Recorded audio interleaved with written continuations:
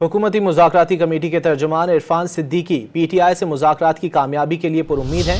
तहरीक इंसाफ को पैगाम दिया कि दोनों कमेटियां माजी भुलाकर आगे बढ़ रही हैं। किसी की तकरीर या रिमार्क्स मुज़ाकरात पर असरअंदाज नहीं होने चाहिए।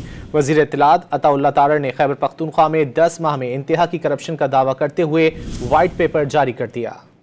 हुकूमती कमेटी के तर्जुमान इरफान सिद्दीकी मुज़ाकरात की कामयाबी के लिए पुरुम्मीद, आगाह किया कि दोनों कमेटियां माजी को पसे पुश्त डालकर आगे बढ़ रही हैं। पैगाम दिया कि किसी की तकरीर या रिमार्क्स मुज़ाकरात पर असरअंदाज नहीं होने चाहिए। किसी तरफ से भी न माजी के हवाले आए हैं, न तलखियां आई हैं। बाहर की दुनिया के अपने डायनेमिक्स हैं, वहाँ पे तकरीरें भी होंगी, जलसे भी होंगे। हम उसको अपने ऊपर अगर असरअंदाज नहीं होने देंगे तो बात आगे चलेगी। कि तकरीर को पकड़ लेंगे या किसी और वाक़े को पकड़ लेंगे या किसी के रिमार्क्स को पकड़ लेंगे तो हम यरगमाल हो जाएंगे उस सोच के जो कि मुज़ाकरात को आगे नहीं लेके जाना चाहता। दूसरी जानिब वफाकी वज़ीर इत्तलात अता तारड़ ने खैबर पख्तूनख्वा हुकूमत की कारकर्दगी पर वाइट पेपर जारी कर दिया।